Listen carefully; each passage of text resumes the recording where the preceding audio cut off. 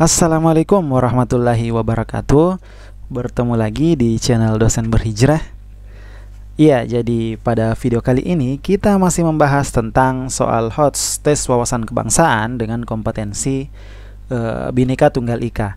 Nah, sebenarnya untuk beberapa kompetensi sudah kita bahas, namun tidak ada salahnya kita menggali lebih dalam untuk memperkaya bekal atau pengetahuan teman-teman menjelang SKD CPNS tahun ini. Apalagi untuk beberapa daerah dan instansi sudah mengumumkan formasi yang dibutuhkan. Baik teman-teman, kita lihat dulu untuk nilai ambang batas passing grade SKD pada tahun ini. Ya, namun ini masih ini masih passing grade untuk sekolah kedinasan untuk tahun 2021, di mana TKP itu passing grade-nya 156 yang terdiri dari 45 soal. Kemudian TIU 80 terdiri dari 35 soal, dan TWK dengan passing rate 65 yang terdiri dari 30 soal. Adapun untuk formasi ASN ataupun yang terdiri dari CPNS dan P3K itu tentu dengan passing rate yang berbeda pula. Namun untuk CPNS biasanya tidak jauh beda dengan sekolah kedinasan. Nah, sambil menunggu rilis ambang batas passing rate untuk CPNS, langsung saja kita masuk untuk materi kita pada hari ini. Baik, untuk contoh soal nomor 1, tes wawasan kebangsaan dengan kompetensi Bhinneka Tunggal Ika. Nomor 1, sikap saling menghargai, toleransi terhadap perbedaan masyarakat, dan tidak mengunggulkan kebudayaan masyarakat tertentu memiliki dampak positif bagi kehidupan bangsa, yaitu A. Mendorong terbentuknya pertentangan dalam masyarakat. B. Wibawa pemerintah akan terjaga di mata masyarakat nasional maupun internasional. C. Integrasi bangsa akan terjaga. D. Menghambat proses asimilasi ataupun akulturasi dalam masyarakat. Atau E. Menghapus kesenjangan budaya dalam masyarakat. Teman-teman silahkan baca opsinya, kira-kira yang mana jawabannya?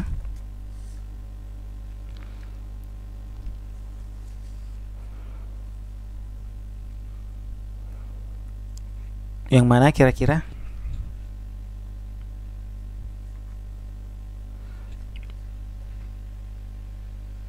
Ya teman-teman, untuk nomor 1 kita perhatikan dulu kata kunci.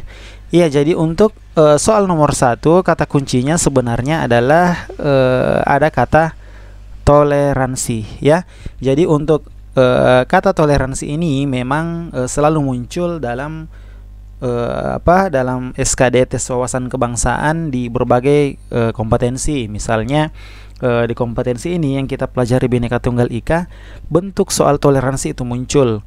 Begitu juga bisa saja muncul di kompetensi yang lain seperti kompetensi Pancasila, misalnya di pengamalan Pancasila dalam kehidupan sehari-hari, ataupun di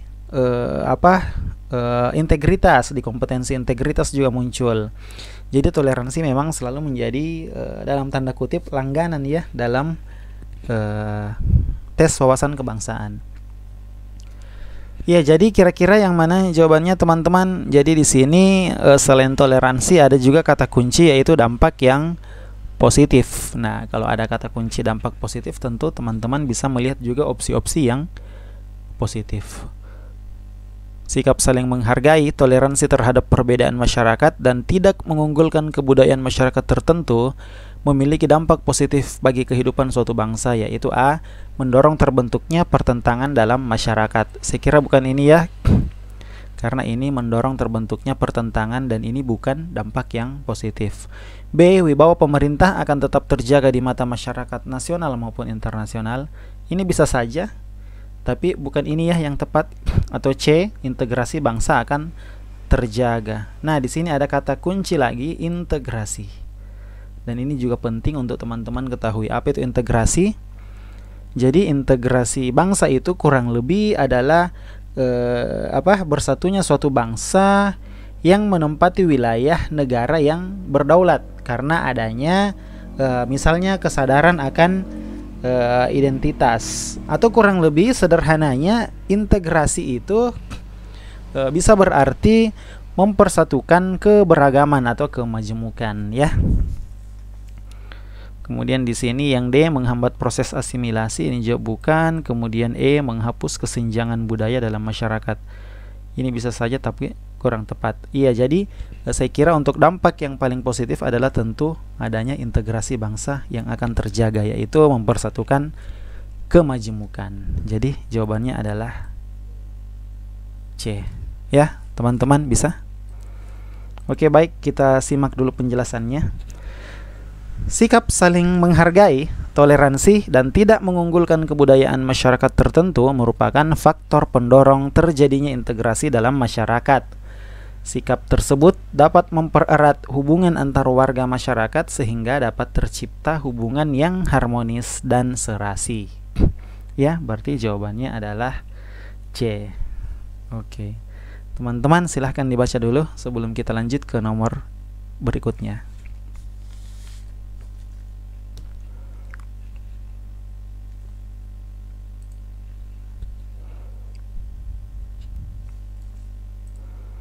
Oke, baik, kita lanjut untuk soal nomor 2. Apabila di dalam masyarakat terjadi konflik yang tidak dapat teratasi, maka pada puncaknya akan terjadi A. Asimilasi, B. Akulturasi, C. Koersi, D. Akomodasi, atau E. Disintegrasi. Nah, sama dengan untuk soal yang nomor 1 tadi, ini juga ada beberapa istilah yang tentu penting untuk teman-teman ketahui. Ya, teman-teman silahkan dibaca dulu, lalu kira-kira yang mana jawabannya.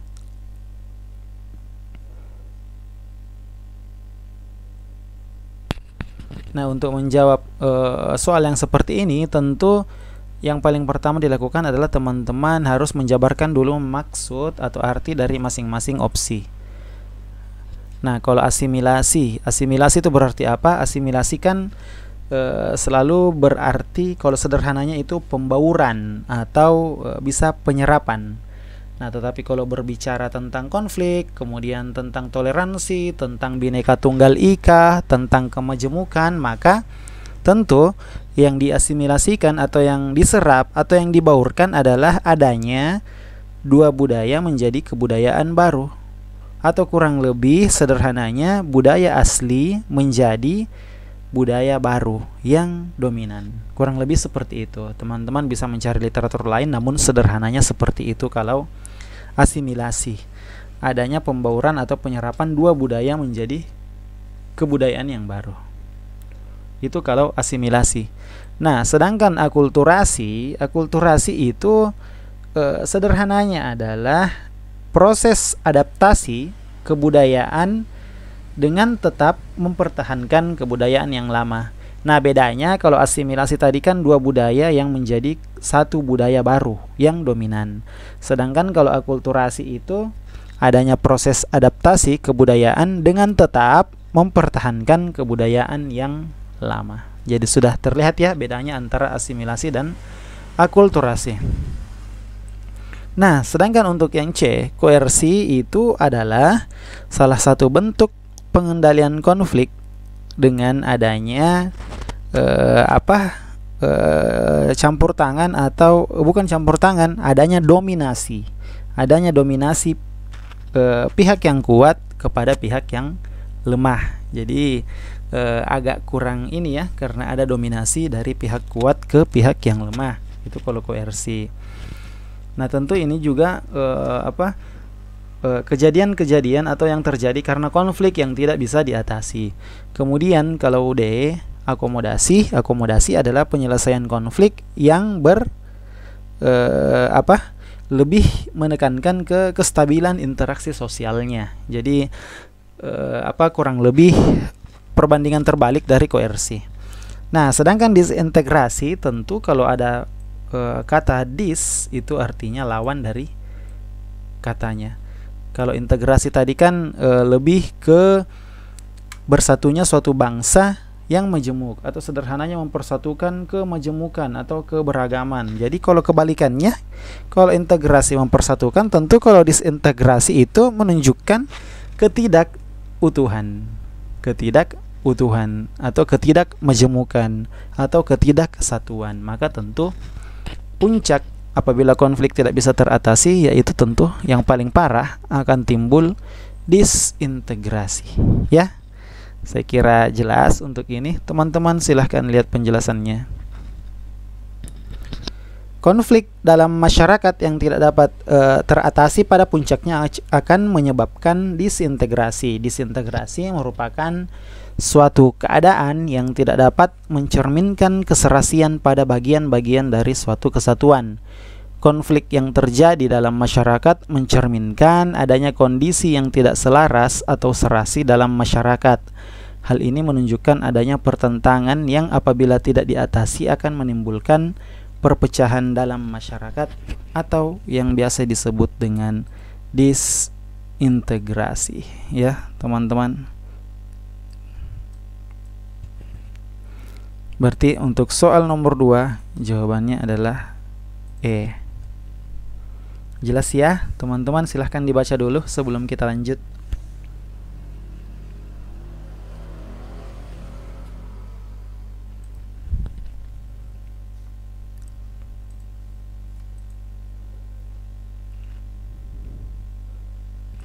Oke, next, soal nomor 3. Salah satu konsekuensi dalam masyarakat multikultural adalah nasionalisme. Hal tersebut sesuai dengan pernyataan A. Perekrutan pegawai berdasarkan kesamaan daerah. B. Mengutamakan penggunaan bahasa Indonesia ketika berada dalam forum nasional. C. Menggunakan kebudayaan sendiri dibandingkan dengan kebudayaan lain. D. Bekerja sama dengan didasari kesamaan budaya. Atau E. Membuat perkumpulan dengan dilatar belakangi oleh sikap primordialisme. Kira-kira yang mana teman-teman? Salah satu konsekuensi dalam masyarakat multikultural. Nah, kata kuncinya di sini yang mana kira-kira? Ya, kata kuncinya di sini adalah multikultural. Jadi apa itu multikultural? Tentu kalau multi selalu berarti banyak ya, yaitu masyarakat yang terdiri dari beberapa atau berbagai macam kebudayaan. Yang mana kira-kira? Karena ada berbagai macam, tentu kita akan membuat yang beragam itu menjadi utuh. Dan yang paling tepat atau yang paling dekat dengan keutuhan itu adalah tentu dengan mengutamakan penggunaan bahasa Indonesia ketika berada dalam forum nasional. Kurang lebih itu ya. Kalau perekrutan pegawai berdasarkan kesamaan daerah, ini tentu tidak. Menggunakan kebudayaan sendiri dibanding kebudayaan lain juga tidak. Bekerja sama dengan didasari kesamaan budaya tentu tidak. Apalagi E. Membuat perkumpulan dengan dilatar belakangi oleh sikap primordialisme.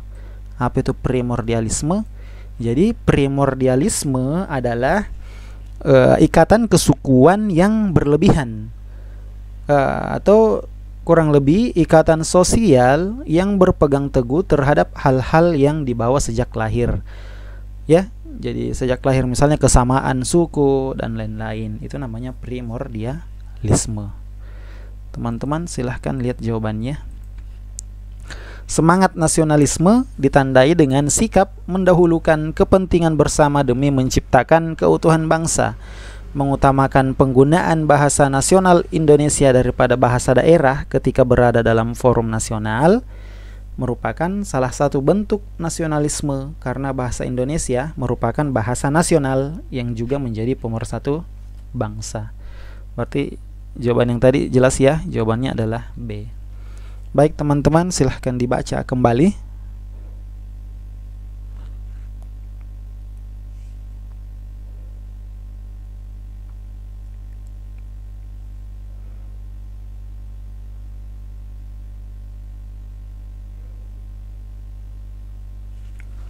Jelas? Kita lanjut ya.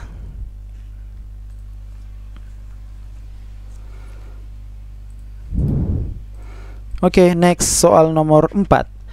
Lambang negara Indonesia adalah Garuda Indonesia dengan semboyan Bhinneka Tunggal Ika, sebagaimana tercantum dalam Undang-Undang Dasar 1945 Pasal 36A yang merupakan hasil amandemen A ke-1, B kedua, C ketiga, D keempat, atau E kelima.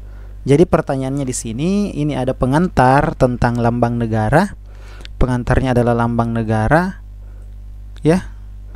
Dijelaskan dulu lambang negara merupakan atau lambang negara kita adalah Garuda dengan semboyan Bhinneka Tunggal Ika yang tercantum dalam UUD 1945 pasal 36A. Tapi pertanyaannya adalah bukan itu, ya. Tidak spesifik atau tidak detail seperti itu, namun yang ditanyakan adalah itu pasal 36 itu merupakan hasil amandemen yang keberapa. Yang mana kira-kira? Ke-1, kedua, ketiga, keempat, atau kelima? Teman-teman silahkan kira-kira disimak yang mana kira-kira jawabannya. Iya, jadi teman-teman tentu harus tahu dulu. Jadi selama ini sudah berapa kali Undang-Undang Dasar itu diamandemen. Nah, jadi amandemennya sudah dilakukan sebanyak 4 kali, ya. Jadi sudah dilakukan 4 kali. Berarti opsi yang kelima ini sudah pasti salah. Karena amandemen baru dilakukan sebanyak 4 kali, yaitu di tahun 1999 untuk amandemen yang pertama. Kemudian berturut-turut di tahun berikutnya, yang kedua tahun 2000, yang ketiga tahun 2001, dan yang keempat tahun 2002, ya. Berarti opsinya tinggal antara A, B, C, atau D. Yang mana kira-kira? Kita lihat penjelasannya dulu, ya. Ya, amandemen kedua pada 18 Agustus tahun 2000, adapun pasal yang diamandemen yaitu pasal 18, 19, 20, 22, 25, 26, 27, 28, 30, dan 36. Berarti jawabannya adalah ini pasal 36 yang yang menjelaskan tentang lambang negara itu merupakan hasil amandemen yang kedua. Nah, ini juga saran untuk teman-teman untuk tahu kalau setidaknya tidak bisa menghafal masing-masing jumlah ataupun pasal-pasal apa saja yang diamandemen, setidaknya teman-teman tahu amandemen itu selama ini sudah berapa kali dilakukan, ya. Kemudian teman-teman bisa lihat garis-garis besarnya saja. Amandemen pertama itu membahas tentang apa, pasal apa yang di amandemen, kedua apa, ketiga apa, keempat apa. Jadi sederhananya atau yang paling dekat yang bisa teman-teman lakukan adalah dengan sering-sering membaca, ya. Oke, baik, lanjut untuk soal selanjutnya. Teman-teman silahkan baca dulu. Sudah? Kita lanjut, ya. Untuk soal nomor 5. Nah, untuk soal nomor 5, masyarakat madani adalah masyarakat yang bebas dan sadar dalam penyampaian pendapat. Berikut ini yang bukan termasuk karakteristik masyarakat madani adalah A. Kekuasaan tersebar sehingga lebih mudah dikontrol. B. Sifat mementingkan diri sendiri yang masih menonjol. C. Kepentingan individu dan negara ada penyalurnya. D. Program pembangunan yang berbasis kerakyatan. Atau E. Kreativitas masyarakat lebih tereksplor. Yang mana kira-kira teman-teman?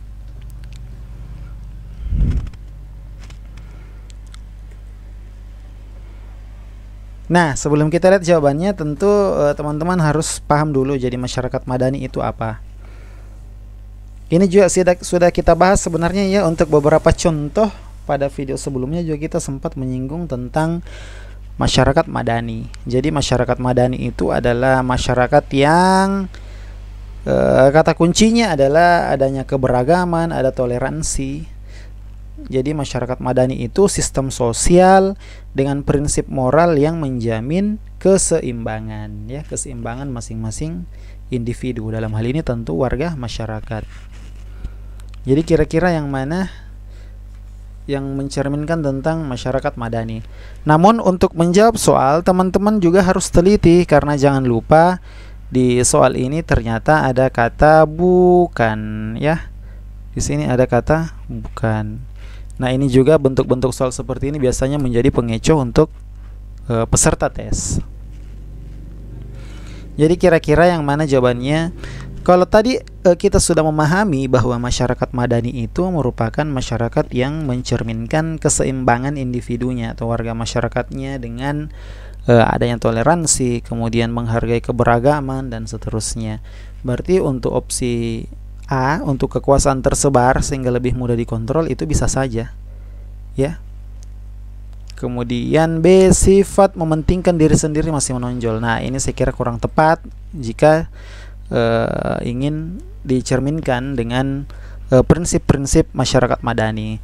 C, kepentingan individu dan negara ada penyalurnya, ini bisa. Kemudian program pembangunan yang berbasis kerakyatan bisa, dan kreativitas masyarakat lebih tereksplor, ini bisa ya.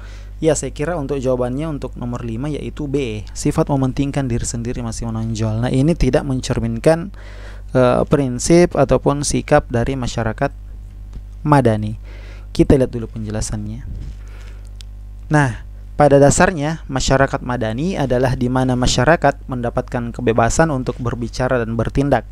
Hal ini mendorong interaksi sosial yang lebih intens dengan orang lain sehingga diharapkan sifat individu atau egois itu bisa terkikis. Jadi tidak hanya mementingkan individu tetapi juga tentu lebih ke menghargai toleransi dan keberagaman itu.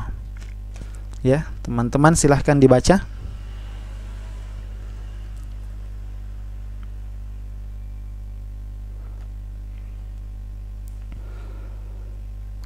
Jelas ya? Oke, jelas. Kita lanjut untuk soal terakhir. Nah, untuk soal yang keenam. Integrasi nasional dapat diwujudkan dalam kehidupan masyarakat majemuk apabila A, cara berpikir anggota masyarakat relatif sama, B, gaya hidup yang seragam, C, setiap individu lebih mengutamakan haknya, D, memiliki pemimpin yang bijaksana dan merakyat, E, adanya rasa cinta tanah air pada setiap warga negara Indonesia. Kira-kira yang mana jawabannya? Nah, lagi-lagi kita bertemu dengan kata kunci integrasi nasional. Nah, jangan sampai barusan tadi kita sudah membahas beberapa nomor tentang integrasi nasional namun teman-teman lupa. Tidak ya? Jadi integrasi nasional itu mencerminkan tentang mempersatukan keberagaman, ya, jangan dilupa gitu. Berarti kira-kira yang mana jawabannya? Cara berpikir anggota masyarakat relatif sama itu belum tentu ya. Kemudian B, gaya hidup yang seragam itu juga tidak. Karena lagi-lagi tentu kalau berbicara tentang integrasi itu adanya sesuatu yang majemuk, ada sesuatu yang beragam. Kemudian bagaimana kita menyikapi itu sebagai sesuatu yang utuh. Kemudian yang C, setiap individu lebih mengutamakan haknya, tentu bukan. D, memiliki pemimpin yang bijaksana dan merakyat, ini bisa saja tetapi kurang tepat. Dan E, adanya rasa cinta tanah air pada setiap warga negara Indonesia. Ya, saya kira ini ya jawaban yang paling tepat untuk integrasi nasional. Kita lihat penjelasannya. Integrasi nasional merupakan proses mempersatukan kemajemukan bangsa Indonesia sehingga tercipta keserasian dan keselarasan secara nasional. Integrasi nasional dapat diwujudkan dengan cara menghargai dan mengelola keanekaragaman masyarakat Indonesia demi kesejahteraan rakyat Indonesia, memanfaatkan sumber daya alam secara bijak, cinta tanah air, dan rela berkorban demi bangsa Indonesia. Berarti jawabannya E, ya, cinta tanah air. Ya, saya kira jelas ya teman-teman untuk soal nomor 6, dan itu sekaligus menutup pembelajaran sederhana kita pada hari ini untuk materi kompetensi Bhinneka Tunggal Ika pada tes wawasan kebangsaan.